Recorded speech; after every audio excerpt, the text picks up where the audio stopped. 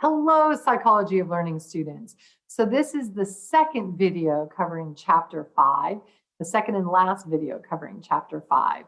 And you're hopefully looking at this during week 6 if you're on schedule. I'm going to share the screen now so that you can see the PowerPoint slides that are associated with video 2 for Chapter 5. So as you know, I don't know why I'm having trouble getting this to work. Here we go. Okay, so in the first video, I did an introduction to operant learning. We talked about positive and negative reinforcement. Now in this video, I want to talk about the types of reinforcers and the characteristics of a reinforcer. So one kind of reinforcers that we have are called primary reinforcers. And primary reinforcers could be called unconditioned reinforcers because these are things that we're born with. We don't have to learn these, okay? They're things like food and sleep and a drug that makes you feel relaxed or euphoric. Social contact, that's surprising to some people, but having social contact is rewarding to us. It's a natural primary reinforcer. Control over the environment is also reinforcing for humans and other animals, and sensory stimulation. So if you get bored, animals, people will do a lot of things to not be bored. I remember reading about an example about a monkey that would do all kinds of things in order to have a screen go up and they'd be able to watch a short video and then the screen would go down. And it was a very effective reinforcer. So sensory stimulation, control over the environment, social contact, psychoactive drugs, sleep, food, these are all examples, sex, these are all examples of reinforcers that do not need to be learned. Inborn in our species, in many species, these are naturally effective. We will do things, behaviors will be increased if they're followed by these kinds of consequences. There are also, but here's a thing with primary reinforcers, and it's really important, satiation. The thing about primary reinforcers is that they're not always equally reinforcing. So think about the examples with food. Food is a great reinforcer unless you're full. If you're full, then food isn't a great reinforcer at all. Social contact is a great reinforcer, especially now in the pandemic, but not if you've spent a whole day at a party or at a conference. I don't know how you feel when you go to conferences or workshops that last all day. It's like, I'm in people overload. I want to be alone now. So, social contact is going to be reinforcing as long as you haven't had too much social contact. Does that kind of make sense? Visual stimulation is going to be reinforcing unless you're overstimulated and you need some downtime. So all of these things, sex, food, everything that was on that list, sleep, if you've slept all day, then sleep isn't going to be reinforcing anymore. If you've had lots of alcohol to drink, another drink, the thoughts of it, no, you don't want that at all. Controlling over the environment, even sometimes we've had enough, we just want to rest and relax. So all of the primary reinforcers will have a satiation effect, a time at which they're no longer effective because you've just had too much of them. Now, there are also secondary reinforcers. In fact, in this part, we're going to talk about primary versus secondary reinforcers and natural versus contrived reinforcers. So secondary reinforcers are the result of learned experiences. So what might happen is your mom, when she praises you, she gives you food maybe. And so now you've come to associate praise and food. I think even more natural that can happen with praise is that praise is associated with social contact. And so that social contact is our primary reward. Praise gets associated with it. So now praise is very rewarding and it works as a very good reinforcer.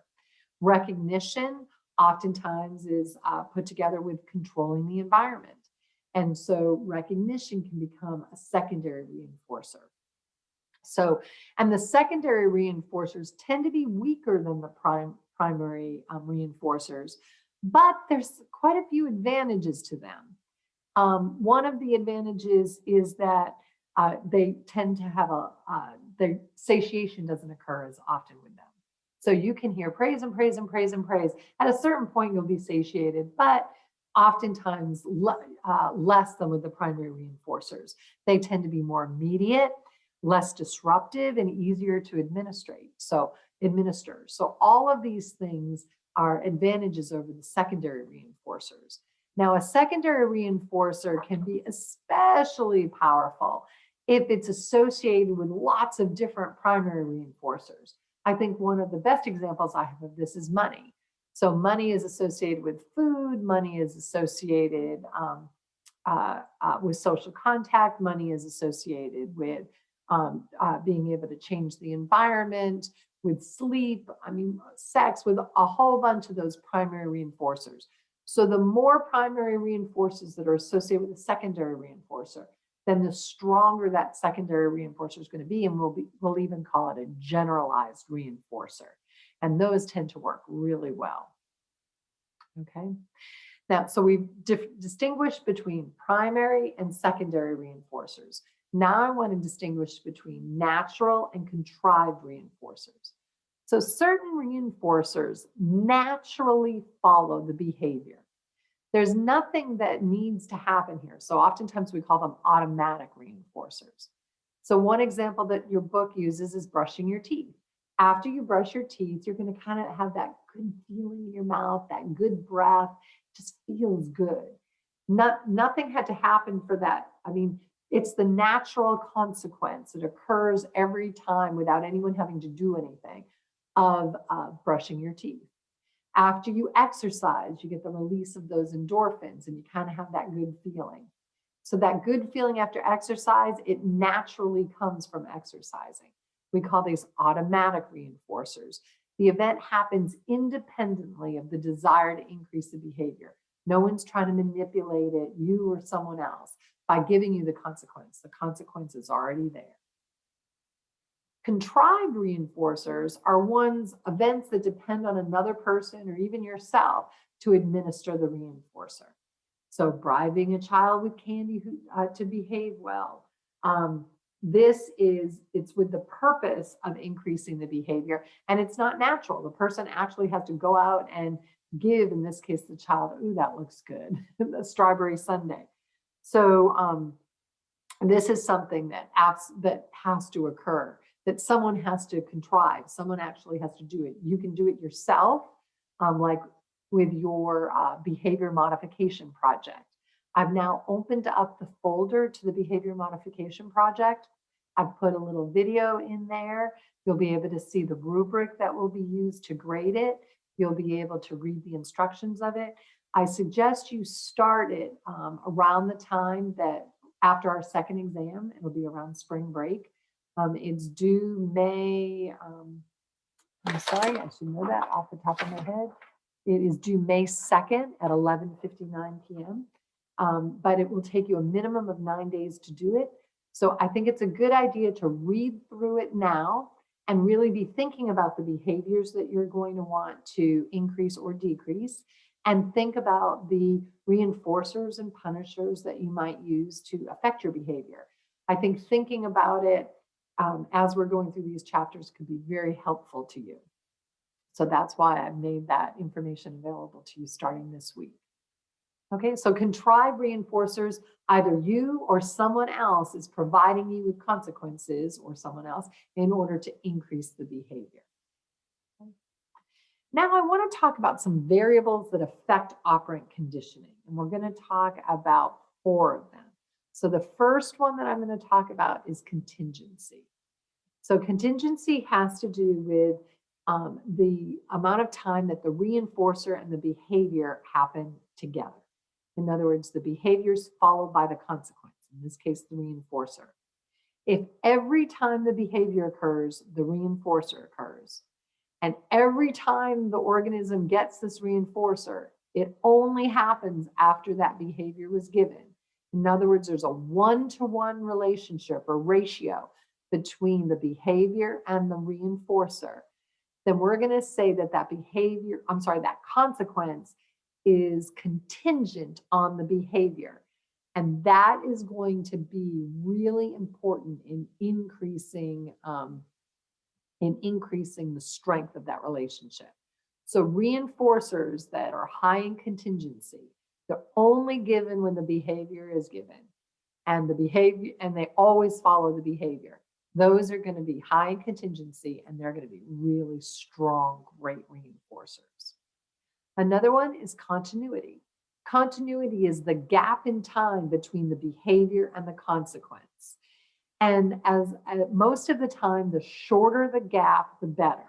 So the shorter the time between when the organism gives the behavior and the consequence follows, then the stronger it will be, the better the reinforcer is going to be. Okay. So if you think about the example that I talked about earlier, or in the first video, you took the Advil and it took a whole half hour before your headache went away. Well, there were lots of other behaviors that you probably did in that half hour, and you might have thought that one of those other variables led to your headache going away.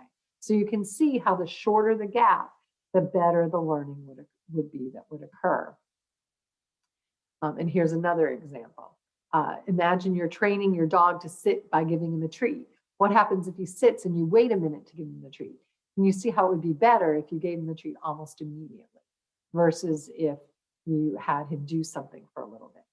Another thing is the size or the strength of the reinforcer, what your book calls the magnitude. Usually bigger is better. The stronger the magnitude of the reinforcer, the stronger the learning will be and the better it will work. The fourth one I want to talk about are motivating operations. And this is any aspect of the environment that increases or decreases the effectiveness of the reinforcer.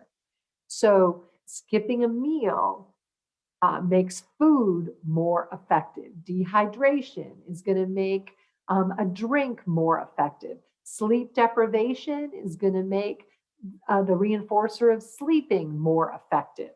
Does that make sense? So these are all things about the reinforcer, or things about the environment that are going to affect how reinforcing the reinforcer is. That can make sense? We've got two kinds. We've got kinds that increase the effectiveness of the reinforcer. We call those establishing operators. And we call, so examples are depriving an animal of food, then food will become more effective. Salting the food, well, water will now become a more effective reinforcer.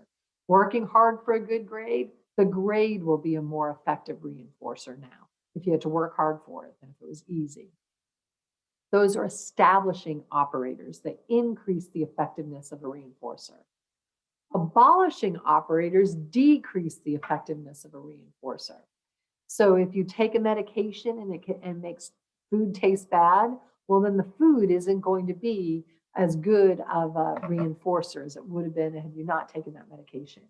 A good night's sleep, well, caffeine isn't going to be as good as good of a reinforcer as if you were as if you had were somewhat sleep deprived, because you're not going to need that energy boost. Okay. Now that's all I'm going to cover in this video. Be sure in your book to read about the section on the neuromechanisms of reinforcement and the theories of positive reinforcement and the theories of avoidance. All of those are covered in your chapter. I think they're very clear, and it's not necessary for me to make a video of them, but you are responsible for that material also. So if you have any questions at all, please email me, maryd@cameron.edu.